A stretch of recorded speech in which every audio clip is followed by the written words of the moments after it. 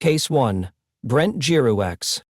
The computer screen glowed in the darkness as she scrolled through the browser history.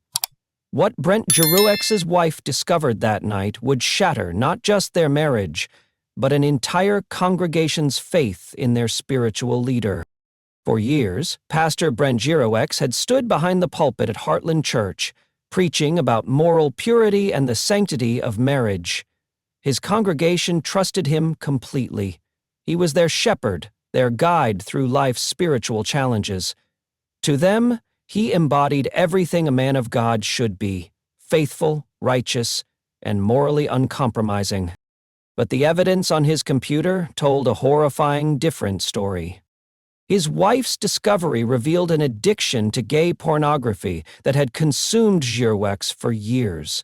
Worse yet, the digital trail showed he had been actively soliciting sex from men online, arranging clandestine meetings while maintaining his public facade as a devoted family man and spiritual leader.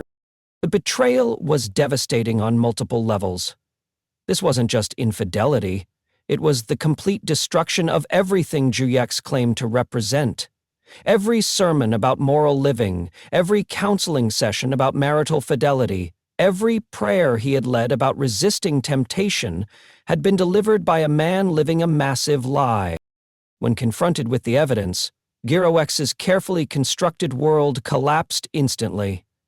There was no denial possible, no explanation that could reconcile his public preaching with his private behavior. The same technology that had enabled his secret life had also documented it completely. Within days, Giroux was removed from his pastoral duties at Heartland Church. His congregation, many of whom had sought his guidance on their own moral struggles, learned that their trusted shepherd had been deceiving them all along. This is just the beginning. Over the next hour, we'll expose 20 religious leaders who betrayed the sacred trust placed in them, revealing how power and hypocrisy corrupt even those who claim to speak for God Himself. Welcome to Savage Case Files, where we expose the dark truth behind those who abuse positions of power and trust. If you're fascinated by true crime documentaries that reveal how corruption hides behind respectability, you're in the right place. Make sure to subscribe and hit that notification bell. We're bringing you more shocking investigations into the criminals who exploit society's most sacred institutions. From religious scandals to political corruption, we uncover the stories that reveal how power corrupts absolutely.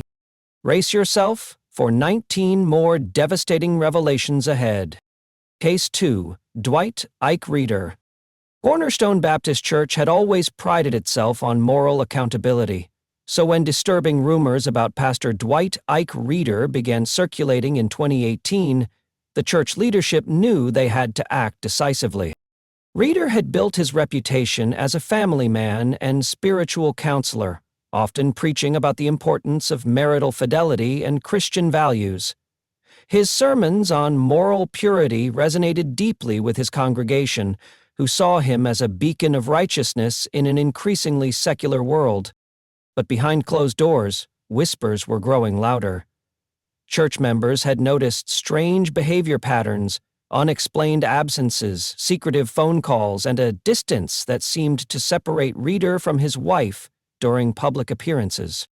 The church board, comprised of trusted deacons and longtime members, decided to confront their pastor directly. In a private meeting that would change everything, they presented Reeder with evidence of his extramarital affair with a woman in the community. Faced with undeniable proof, Reeder's carefully maintained facade crumbled instantly. There was no denying the relationship, no explaining away the evidence that church leadership had gathered. The man who had counseled countless couples through marital difficulties had been violating his own marriage vows. The admission was swift and devastating. Reeder acknowledged the affair, offering no excuses for his behavior. The same moral authority he had used to guide others had been corrupted by his own inability to live by the standards he preached. Within days of the confrontation, Dwight Ike Reeder resigned from his pastoral duties at Cornerstone Baptist Church. His resignation letter was brief, acknowledging his moral failure and asking for forgiveness from the congregation he had betrayed. The church community was left reeling, forced to reconcile the man they had trusted with their spiritual welfare with the reality of his deception. Case 3. Art Azurdia. Art Azurdia occupied a unique position of influence in Christian circles, serving simultaneously as both a pastor and a professor. His dual role meant he wasn't just shepherding a single congregation, he was shaping the next generation of Christian leaders through his teaching ministry. For years, Azurdia had been respected as a scholar and spiritual authority. Students hung on his every word during lectures about biblical morality and Christian ethics. His academic credentials lent weight to his preaching, while his pastoral experience informed his teaching. To many, he represented the perfect combination of intellectual rigor and spiritual wisdom. But in 2018, everything changed when Azurdia made a stunning public admission that would end both his pastoral and academic careers.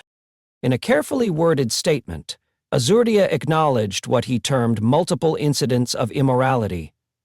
The language was deliberately vague, offering no specific details about the nature of his misconduct or the timeline of his behavior. This strategic ambiguity left his followers and students to fill in the devastating blanks themselves. The admission was particularly shocking because of its plural nature. This wasn't a single moment of weakness or a brief lapse in judgment. Azurdia was confessing to a pattern of behavior that had apparently persisted over time. The word incidents suggested multiple violations of the moral standards he had spent years teaching others to uphold. The response from both his church and academic institution was swift and decisive. Azurdia was immediately removed from all teaching positions, ending his influence over future Christian leaders. His pastoral duties were also terminated, severing his connection to the congregation that had trusted him with their spiritual guidance. The vague nature of his confession meant that those who had looked up to him were left with more questions than answers, wondering about the true extent of the behavior that had destroyed his ministry. Case 4. Bobby Moore. In the age of social media, Bobby Moore had built his ministry around being a prophet for the digital generation. His online presence was massive, with thousands of followers hanging on his every post about divine revelations and spiritual insights. Moore branded himself as a modern-day prophet, claiming to receive direct messages from God that he would share through live streams and social media posts. His followers believed they were witnessing something extraordinary, a man who could bridge the ancient world of biblical prophecy with the modern digital landscape. Moore's charismatic personality and confident predictions drew people from around the world who desperately wanted to believe they were part of something divinely ordained. Moore's ministry thrived on the immediacy and intimacy of social media. Unlike traditional televangelists who seemed distant and corporate, Moore felt accessible and authentic to his online congregation. He shared personal moments, family photos, and behind-the-scenes glimpses of his life, creating a sense of genuine connection with his followers. But that same digital transparency that had built his ministry would ultimately destroy it. In 2023, Moore's carefully curated online image shattered when followers confronted him with evidence of his infidelity. Screenshots, photos, and digital communications had surfaced that painted a very different picture of the man who claimed to speak for God. The evidence was overwhelming and undeniable. Moore had been cheating on his wife while building his prophetic brand. The confrontation played out in real time across social media platforms, with followers demanding answers and explanations. The same technology that had amplified Moore's voice now amplified his downfall, spreading evidence of his deception faster than he could control. Faced with incontrovertible proof, Moore admitted to his adultery in a public statement. He announced he would be stepping down from his ministry for what he called a season of healing, though many of his disillusioned followers questioned whether any genuine healing was possible after such profound betrayal. Case 5. Lonnie Latham. Lonnie Latham held one of the most prestigious positions in Southern Baptist leadership, serving as both a prominent pastor and a high-ranking denominational executive. His influence extended far beyond his local congregation. He helped shape policy and doctrine for millions of Southern Baptists across the country. Latham was known for his conservative stance on moral issues, particularly regarding sexuality and traditional family values. He had built his reputation on unwavering commitment to biblical standards, often speaking publicly about the importance of sexual purity and moral discipline. To his followers, he represented the very essence of Christian leadership. But on a fateful night in 2006, Latham's secret life collided with law enforcement in the most humiliating way possible. Oklahoma City police had set up an undercover operation targeting men who solicited sex in public areas. What they didn't expect was to catch one of the state's most prominent religious leaders in their sting operation. According to police reports, Latham approached an undercover officer and offered to perform a sexual act. The irony was devastating. The man who had spent years preaching about sexual morality was now being arrested for soliciting sex from what he believed was a male prostitute. The arrest sent shockwaves through the Southern Baptist community. Here was a leader who had condemned homosexual behavior from the pulpit, yet was now facing charges for allegedly seeking exactly that kind of encounter. The hypocrisy was impossible to ignore or explain away. Latham's fall from grace was immediate and complete. Within days of his arrest, he resigned from both his pastoral position and his denominational roles. There were no lengthy investigations or gradual transitions. His career in ministry ended the moment the handcuffs clicked shut. The scandal highlighted the dangerous disconnect between public preaching and private behavior that would become a recurring theme in religious leadership scandals. Case 6, John Paulk. John Paulk wasn't just any religious leader, he was the chairman of Exodus International, the most prominent organization promoting the controversial practice of conversion therapy. His entire ministry was built on the claim that he had successfully changed from gay to straight through prayer and religious intervention. Paulk's story was powerful precisely because it seemed so personal and authentic. He openly discussed his past life as a gay man, describing in detail how Christian faith had supposedly transformed his sexual orientation.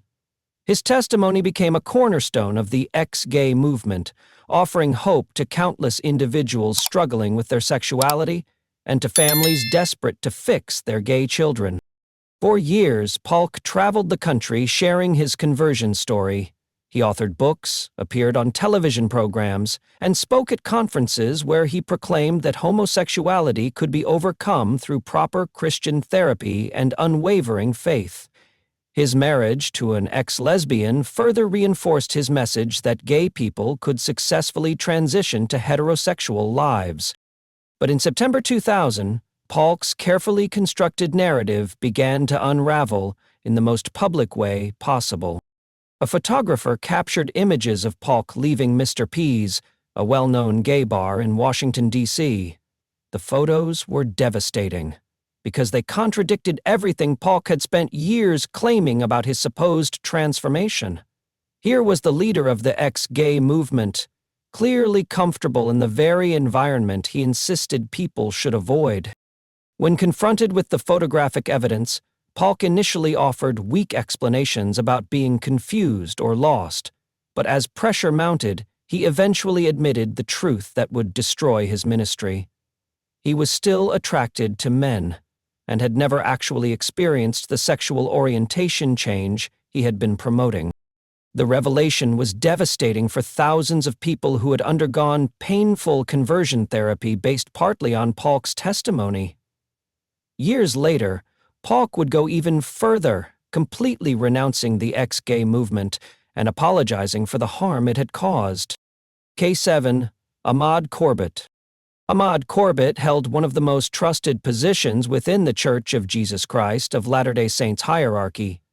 As a high-ranking leader, he wielded significant influence over thousands of faithful members who looked to him for spiritual guidance and moral direction. The LDS Church places enormous emphasis on personal worthiness and moral purity, especially among its leadership. Leaders are expected to exemplify the highest standards of conduct, serving as examples for the entire faith community. Corbitt had successfully maintained this image for years, respected both within the church and in his professional life. But Corbitt's carefully maintained reputation would be destroyed not through investigative journalism or whistleblowing, but through the cold, methodical process of legal discovery in an unrelated case. In 2023, Corbitt found himself involved in a fraud case that required extensive legal depositions. During these sworn testimonies, where lying constitutes perjury, attorneys pressed Corbitt about various aspects of his personal and professional conduct. Under oath and facing potential criminal charges for perjury if he lied, Corbitt made a stunning admission that had nothing to do with the fraud case but everything to do with his standing as a religious leader.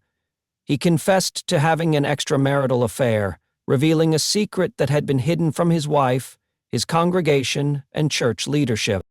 The timing couldn't have been worse for Corbitt.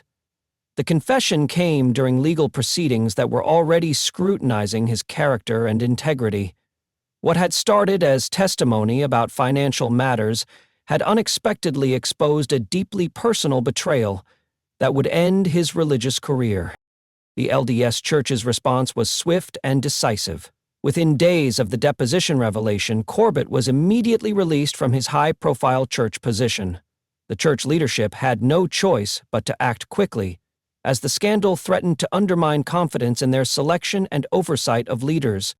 Corbitt's fall demonstrated how legal troubles can compound personal scandals, creating a devastating combination that destroys both professional and spiritual standing. Case 8. Bobby Winkler. Bobby Winkler carried the weight of spiritual legacy on his shoulders.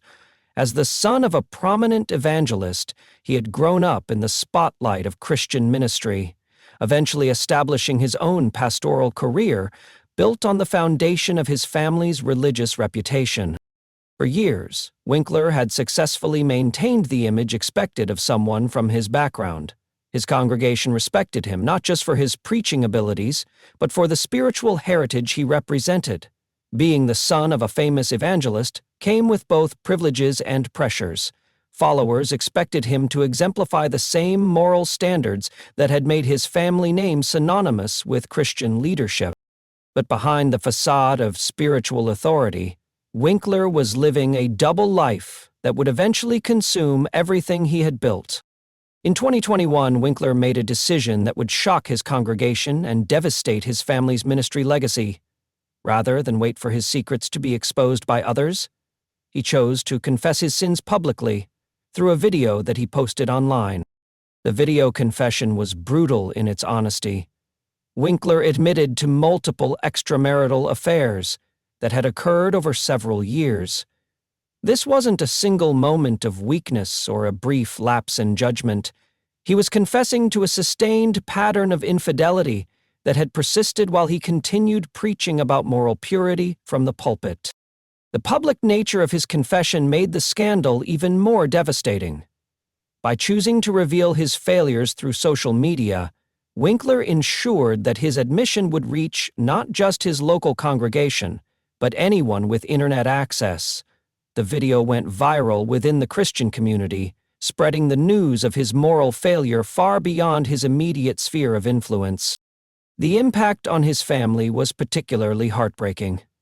His wife and children were forced to deal with the public humiliation of learning about his affairs alongside everyone else.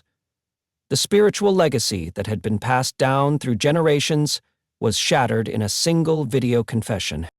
Winkler immediately resigned from his ministry position, acknowledging that his actions had disqualified him from spiritual leadership. Case 9. Jack Schaap. Jack Schaap led First Baptist Church of Hammond, one of the largest and most influential fundamentalist churches in America. His congregation numbered in the thousands, and his sermons were broadcast nationwide, making him a prominent voice in conservative Christian circles. Schaap had built his reputation on strict biblical interpretation and unwavering moral standards. He regularly preached about sexual purity and the dangers of moral compromise, positioning himself as a guardian of traditional Christian values. His followers trusted him completely with their spiritual guidance and their family's welfare. But in 2012, Schaap's moral authority would be exposed as a grotesque lie when investigators uncovered his sexual relationship with a 16-year-old female parishioner. The relationship represented the ultimate betrayal of pastoral trust. Schaap had used his position of spiritual authority to manipulate and exploit a teenager who looked to him for guidance. The power dynamic made consent impossible. She was a minor, he was her pastor, and the relationship constituted both statutory rape and a devastating abuse of religious authority. Federal investigators became involved when evidence showed that Schaap had transported the minor across state lines for sexual purposes. What might have remained a local scandal became a federal crime, subjecting Schaap to prosecution under laws designed to protect children from predators who use interstate commerce to facilitate abuse. The investigation revealed that Schaap had groomed his victim over time, using his pastoral position to normalize inappropriate contact and convince her that their relationship was somehow blessed by God. This manipulation tactic is common among predatory religious leaders, who twist scripture and spiritual authority to justify their crimes. When the truth emerged, Schaap's congregation was devastated. Parents who had trusted him with their children's spiritual development learned that he had been preying on young members of their community. The man who had preached about protecting innocence had been destroying it. Jack Schaap was fired immediately, defrocked by his denomination, and sentenced to 12 years in federal prison. His case became a landmark example of how religious authority can be weaponized against the most vulnerable. Case 10. George Allen Rekers. George Allen Rekers wasn't just any religious leader, he was one of the founding architects of America's family values movement. As co-founder of the Family Research Council, Rekers had spent decades advocating for traditional marriage and campaigning against LGBTQ rights, positioning himself as a defender of Christian morality. Rekers held impressive academic credentials that lent authority to his anti-gay activism. His psychological research was cited in court cases and legislative battles across the country. Politicians relied on his expertise to justify discriminatory laws, while religious leaders quoted his work to support their condemnation of homosexuality. For years, Rekers had been one of the most prominent voices arguing that homosexuality was a mental disorder that could be cured through proper therapy. He testified before courts and legislatures, always presenting himself as an objective scientist whose opposition to gay rights was based on clinical evidence rather than personal bias. But in May 2010, Rekers' carefully constructed public image collapsed in the most humiliating way possible. Investigative reporters discovered that Rekers had hired a male escort from rentboy.com to accompany him on a European vacation. The revelation was devastating because it exposed the ultimate hypocrisy. The man who had built his career fighting against gay rights had been secretly paying for the company of male prostitutes. When confronted with the evidence, Rekers offered absurd explanations that only made the scandal worse. He claimed he had hired the escort to carry his luggage and provide religious counseling, insisting that no sexual activity had occurred. The explanations were so ridiculous that they became a source of mockery rather than believable defense. The escort, who was identified only as Lucien, contradicted Rekers' claims in media interviews. His testimony revealed that Rekers had not only paid for sexual services, but had done so repeatedly over an extended period, making this a pattern of behavior rather than a single incident. The scandal destroyed Rekers' credibility instantly. He resigned from his positions and retreated from public life. But the damage to the family values movement he had helped build was irreversible. Case 11. Zachary Timms.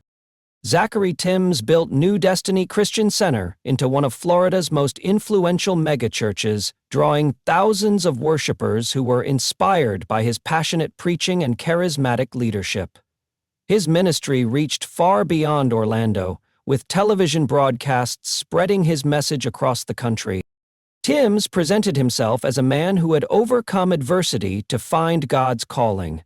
His personal testimony resonated with congregants, who saw him as proof that faith could transform lives and create success from struggle. The church he built was a testament to his apparent spiritual authority and divine favor. But in 2011, Timms' carefully maintained image began to crumble when church leadership discovered his involvement with a female member of the congregation.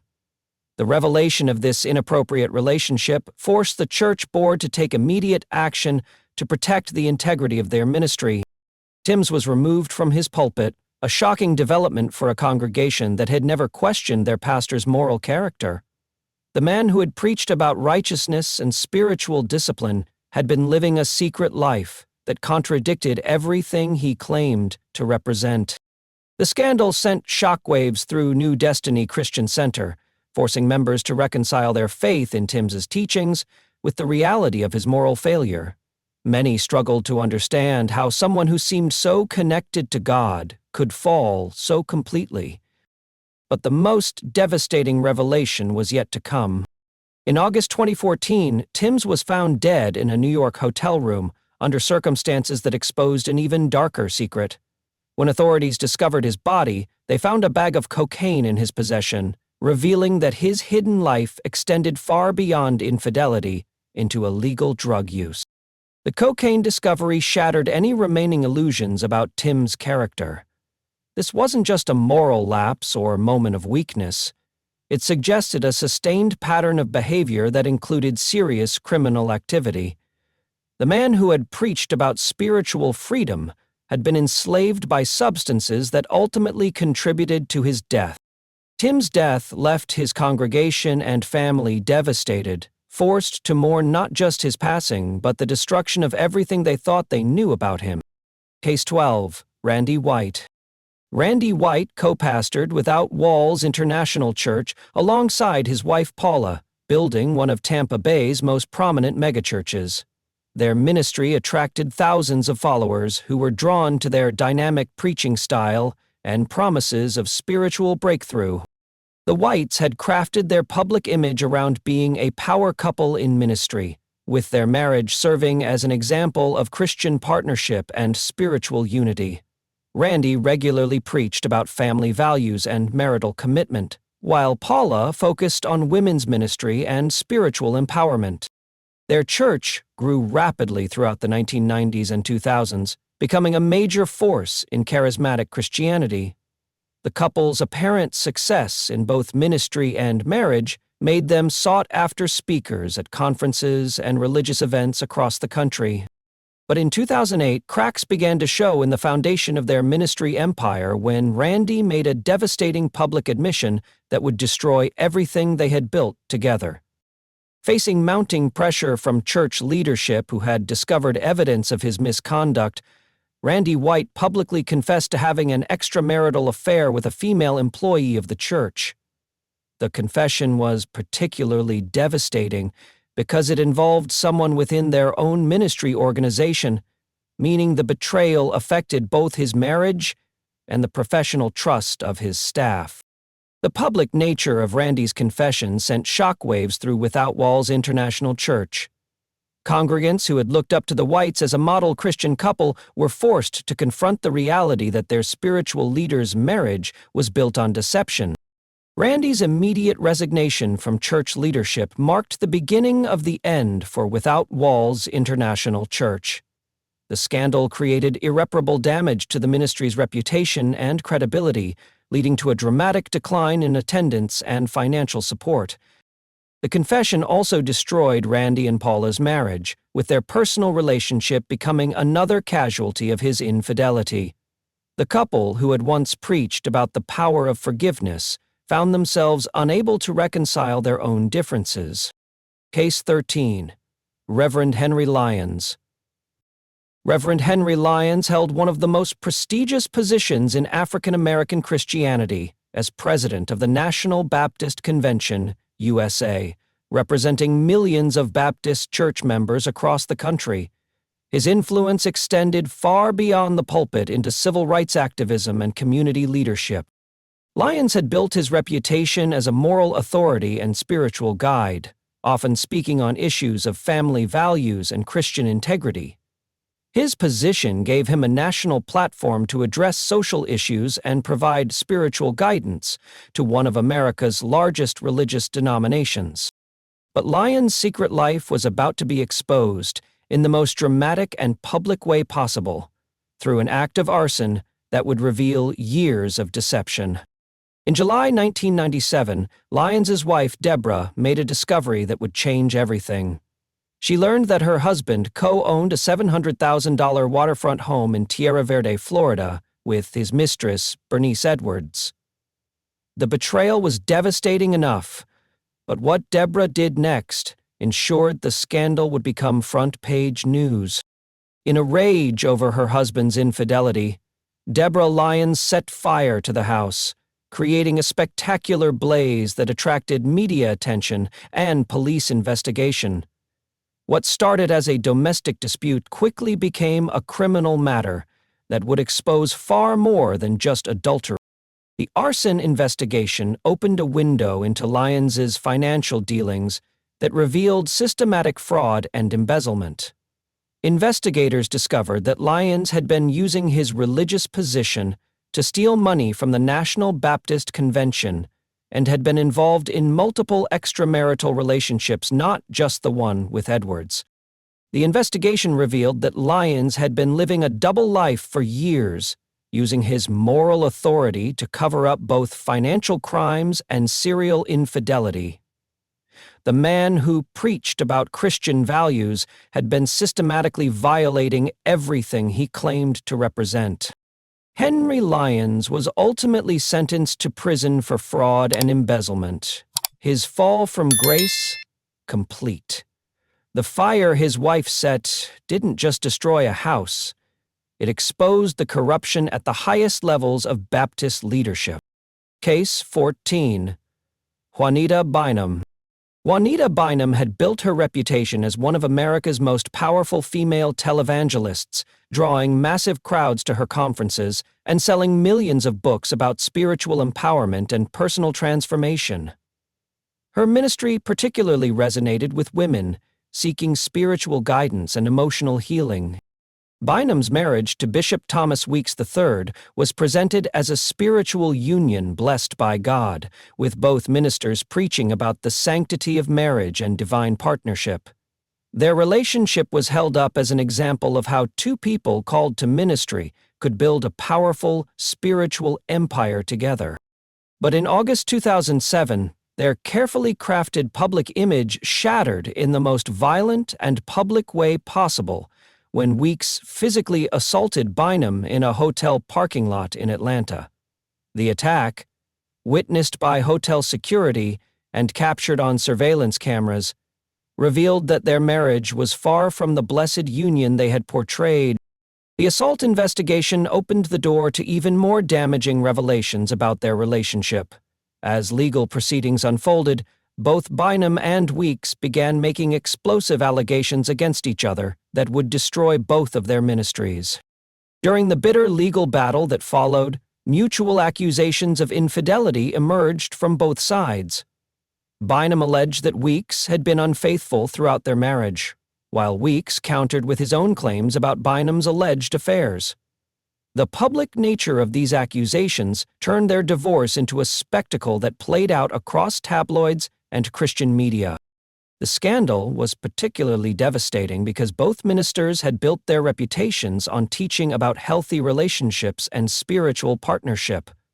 Their followers watched in horror as two people they had trusted for marital guidance engaged in a very public war that contradicted everything they had preached.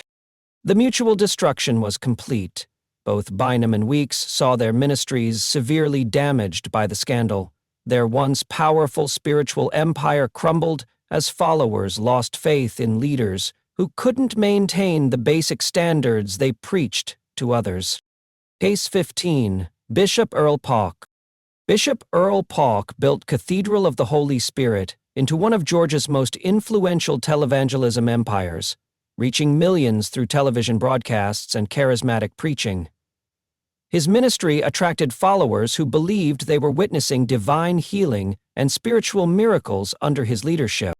For decades, Paulk maintained his reputation as a man of God, preaching about moral purity while building a religious dynasty that included family members in key ministry positions. His brother served as co-pastor, creating what appeared to be a faithful family committed to spiritual service. But in 2006, a lawsuit would expose the most shocking betrayal imaginable, revealing that Paulk's entire ministry had been built on lies that extended to the very core of his family relationships. The legal case required DNA testing that would prove Paulk had fathered a child with his brother's wife, his own sister-in-law. The revelation was devastating not just because of the adultery, but because it meant Paulk had been living a lie for decades, while his brother unknowingly raised Paulk's biological child. The DNA evidence was irrefutable, destroying any possibility of denial or explanation.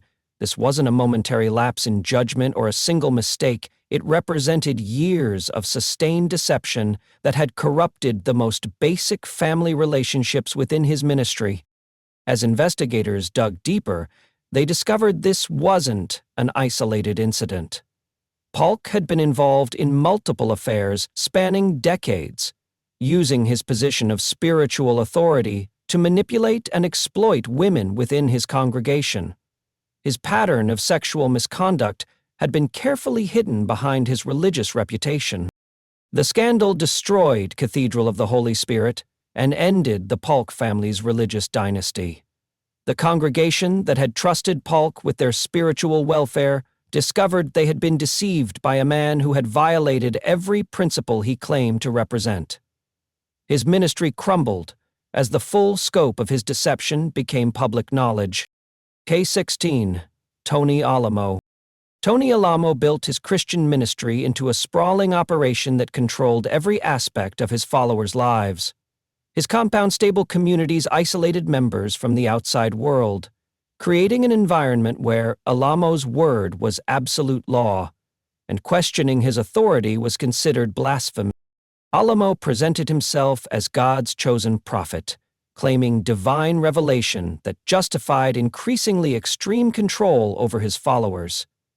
His ministry operated more like a cult than a traditional church, with members surrendering their possessions, cutting ties with family, and devoting their lives entirely to serving Alamo's vision. But behind the religious facade, Alamo was operating a systematic program of child sexual abuse that he justified through twisted interpretations of Scripture and claims of divine mandate.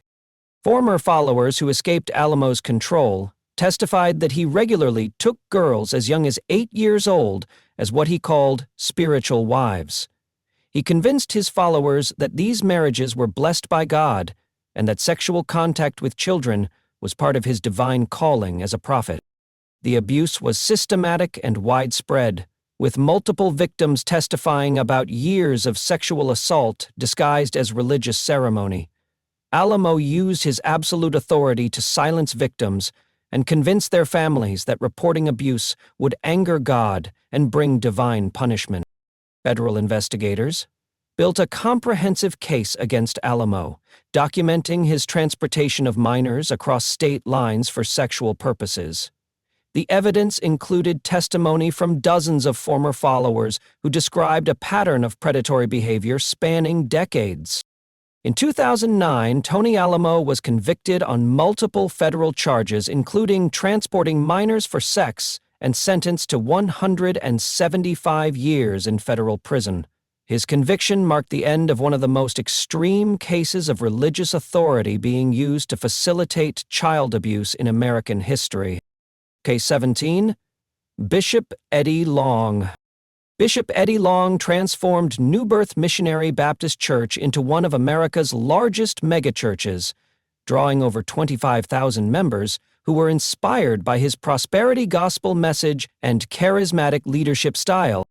Long wielded enormous influence beyond his congregation, advising politicians and building a religious empire worth millions. His lavish lifestyle and expensive cars were presented as evidence of God's blessing, attracting followers who hoped to achieve similar prosperity through faith. But in 2010, Long's empire faced its greatest threat when 4 young men filed explosive lawsuits alleging he had used his spiritual authority to coerce them into sexual relationships.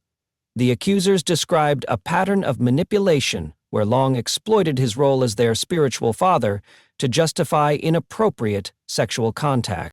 The allegations detailed how Long had taken these young men on expensive trips, showered them with gifts, and gradually introduced sexual activity while framing it as spiritual mentorship. The power dynamic made true consent impossible. These were young men who looked up to Long as a father figure and spiritual guide. Long vehemently denied all allegations, claiming the lawsuits were motivated by money and designed to destroy his ministry.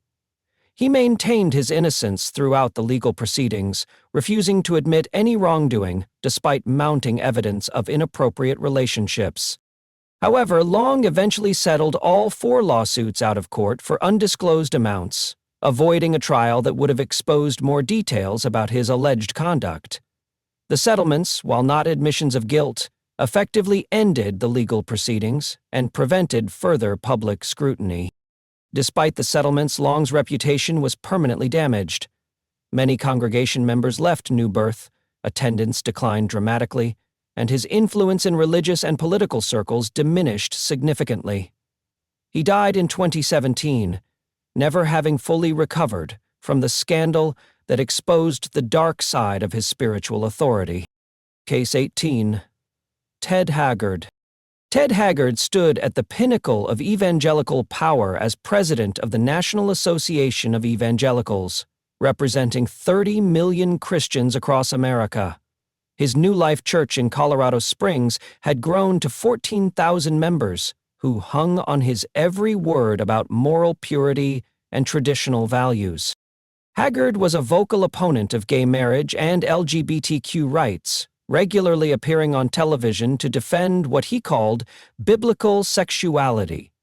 His political influence was enormous, with direct access to the White House and the ability to mobilize millions of evangelical voters on moral issues.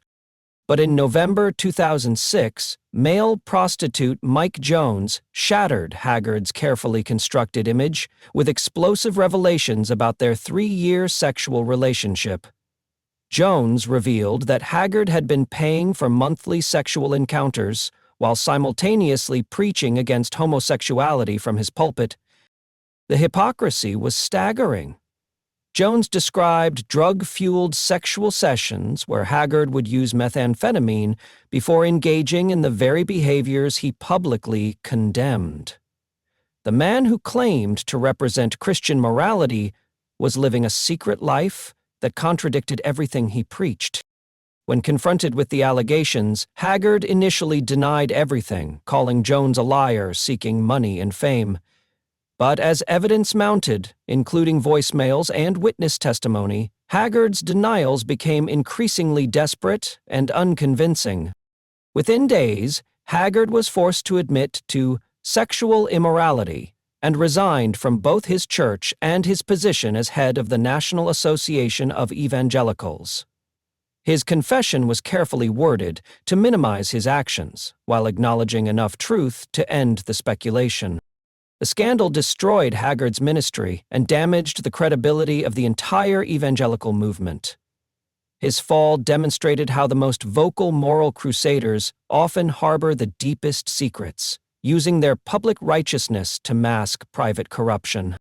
Case 19. Jim Bakker. Jim Bakker built the PTL Club into a television empire that reached millions of homes worldwide, creating Heritage USA as a Christian theme park that rivaled Disney World in popularity. His charismatic partnership with wife Tammy Faye made them household names in American Christianity.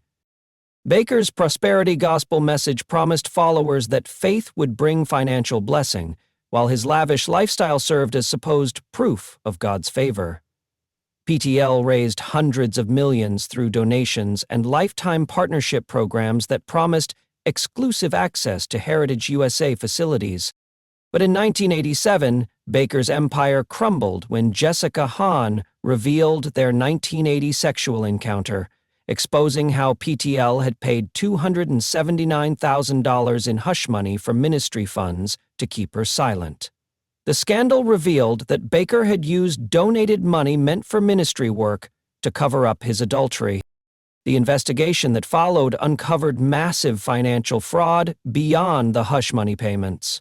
Baker had been systematically stealing from his followers, using PTL as his personal bank account while preaching about Christian integrity and faithful stewardship. Federal prosecutors discovered that Baker had sold far more lifetime partnerships than Heritage USA could accommodate, essentially running a Ponzi scheme disguised as Christian ministry. The fraud totaled over $158 million, making it one of the largest religious financial scandals in American history. In 1989, Jim Baker was sentenced to 45 years in federal prison for fraud and conspiracy, though his sentence was later reduced. His conviction marked the complete collapse of the PTL empire and served as a stark reminder that religious authority provides no immunity from criminal prosecution when used to defraud the faithful. Ace 20. Jimmy Swaggart. Jimmy Swaggart commanded a $150 million television empire that reached into homes across America and around the world. His passionate Pentecostal preaching style and musical talents made him one of the most recognizable faces in televangelism, with millions hanging on his every sermon about holy living. In 1988, rival minister Marvin Gorman hired a private investigator who photographed Swaggart entering a motel with prostitute Deborah Murphy. The evidence was undeniable, forcing Swaggart to deliver his famous tearful confession, "I have sinned against you, my Lord." The confession became one of the most watched moments in television history. But Swaggart's redemption was short-lived. In 1991, he was caught again with another prostitute, proving his repentance had been hollow performance rather than genuine transformation. The Assemblies of God defrocked Swaggart after the second scandal, but he continued preaching independently. His empire never fully recovered, though he maintained a reduced following until his death. Swaggart's story became the template for televangelist scandals: public confession, followed by private continuation of the same destructive behavior. His legacy serves as the ultimate example of how religious celebrity can corrupt spiritual authority, turning sacred confession into theatrical performance, while the underlying problems remain unchanged. 20 men, 20 betrayals, 20 examples of how spiritual authority can be weaponized against the very people it's meant to protect and serve. The warning signs were always there: absolute authority without accountability, lavish lifestyles funded by followers' sacrifices, claims that questioning leadership equals questioning God, isolation from family and outside perspective, sexual impropriety justified by twisted theology or hidden behind carefully crafted public personas. What makes these cases particularly heartbreaking is the vulnerability of the victims. Which of these cases shocked you most? Share your thoughts in the comments below. If this investigation opened your eyes to the dangers of unchecked religious authority, subscribe for more deep dives into those who abuse power and betray trust.